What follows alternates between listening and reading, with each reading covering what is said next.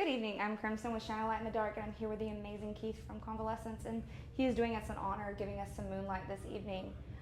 I guess for my first question, I believe that music is like its own entity. It never wants to misunderstand us, and it allows us to go into a different space. I grew up in and out of foster care, and music was the one thing that couldn't be taken away from me.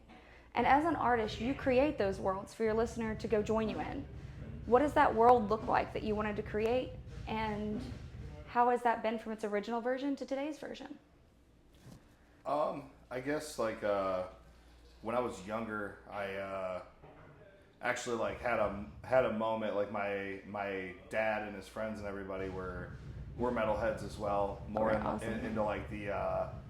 the Iron Maiden and Ozzy kind of thing. You know, they listen to heavier stuff, but not quite like as the kind of stuff we play.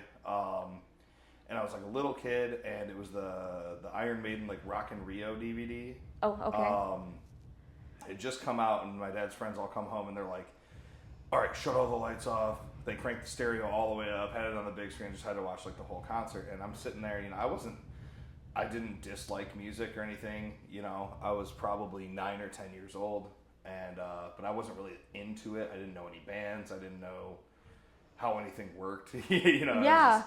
It was on the radio. It was happening. You know, it wasn't like a largely important thing to me at the time. But just watching them play The Wicker Man and seeing the whole crowd of Rock in Rio singing along and everything, everybody just together doing this, I was like, wow, I want to do that. Yeah. So I started mowing people's lawns for like 10, 20 bucks kind of stuff till I saved up enough, and I bought a guitar and I bought an amp. Okay. And started actually as a guitarist.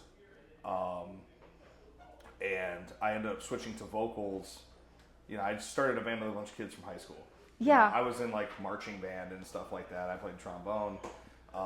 And I didn't really know what I was doing. None of us really knew what we were doing. We were just like buying instruments and like, let's just do stuff until something sounds cool. Yeah. And so realistically, if I heard some of those demos now, I'd probably cringe pretty hard.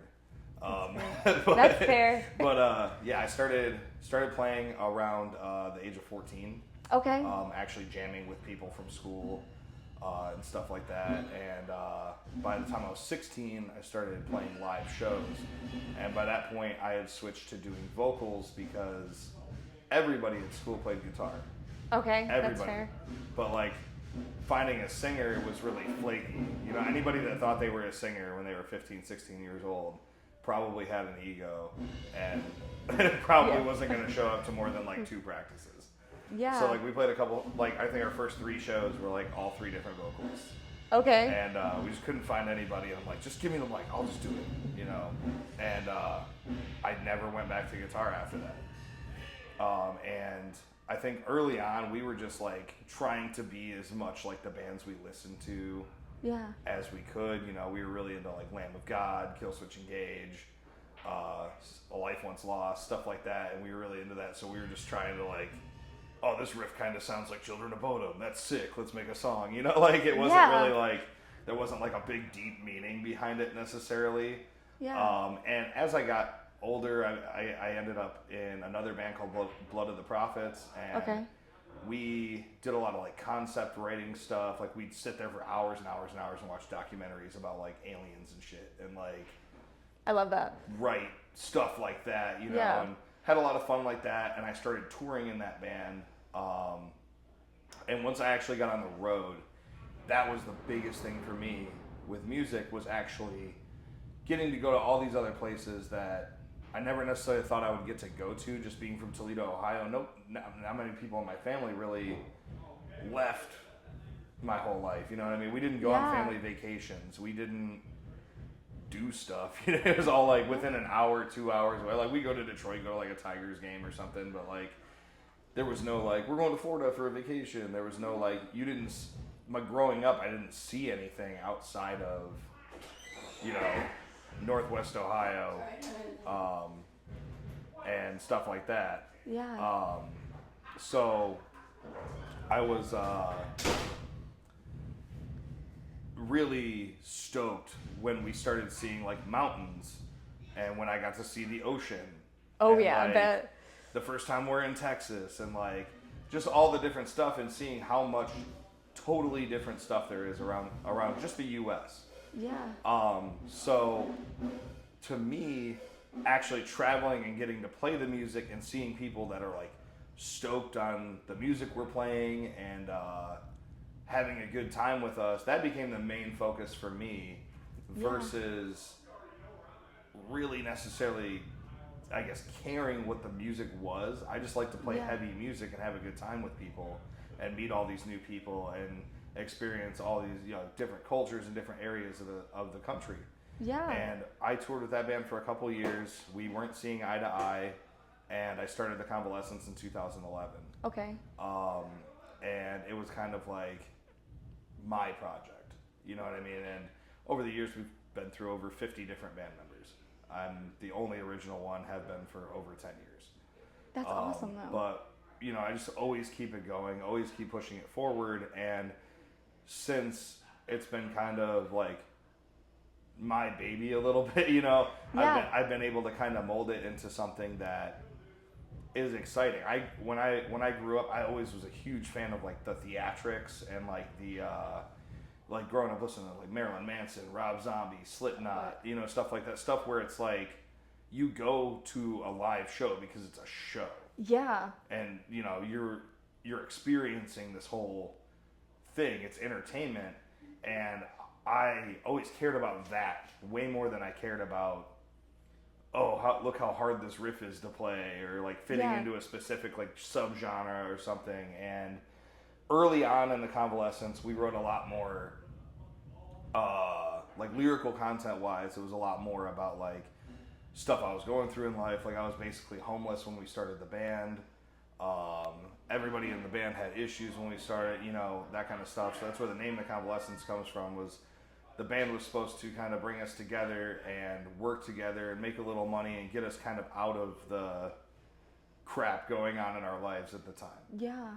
And over the years, it evolved into, being a little more serious. We got signed to some indie labels. Over the years, we were on Unique Leader for a little bit. And over the years, it's just gotten more and more serious. We added the corpse paint in like 2 years into the band. I was like, I want to do something crazy, like something cooler, and that's even evolved from Party City grease paint, just glopping off as it gets too hot and just looking like super cringe to like, and like we used to have like plastic stage props we get from like Spirit Halloween and stuff, and that was our stage show early on.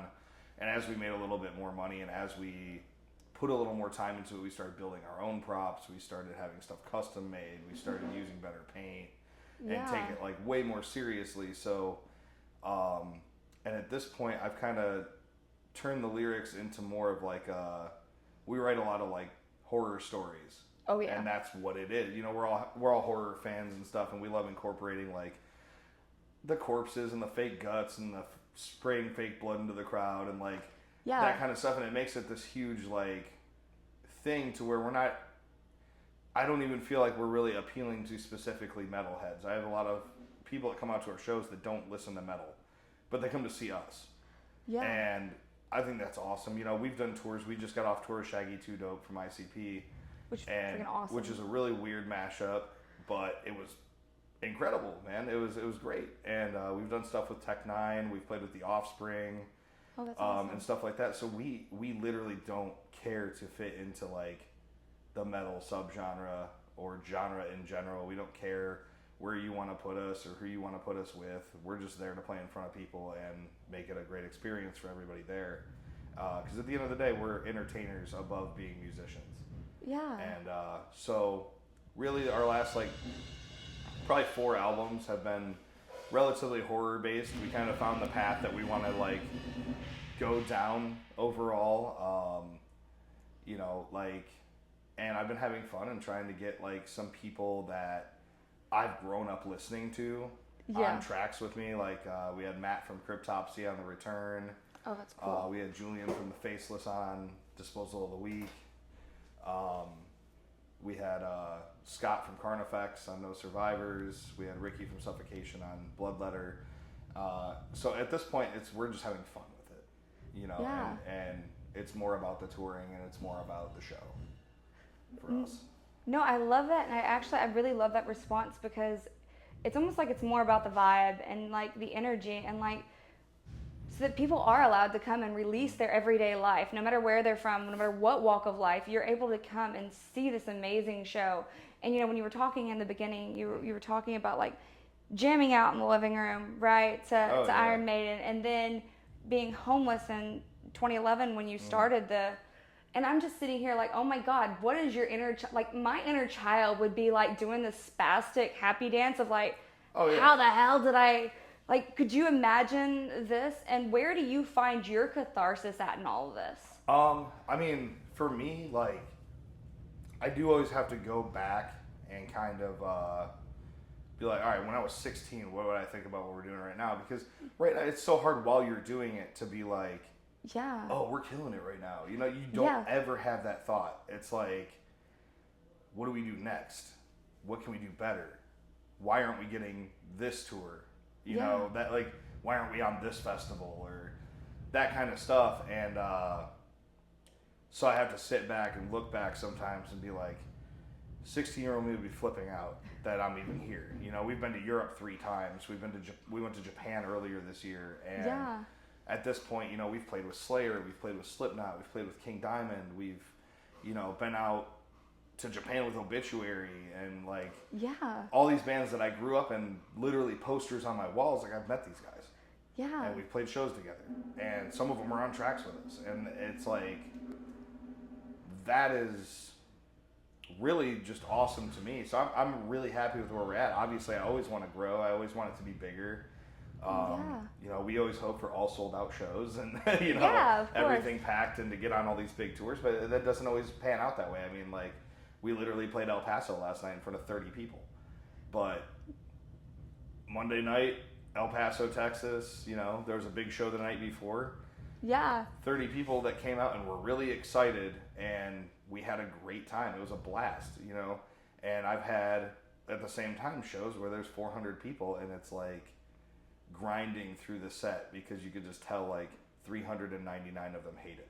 And you're That's just fair.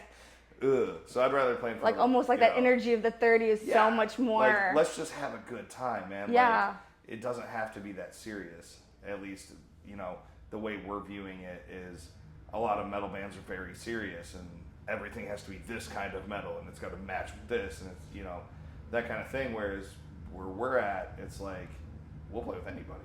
We don't care. You know, we're gonna do our show, and if people like it, that's sick. That's awesome. If they hate it, then we still played it. Right? You know, whatever.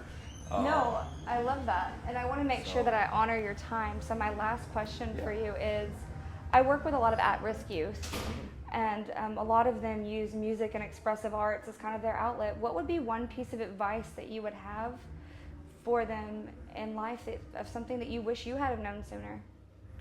I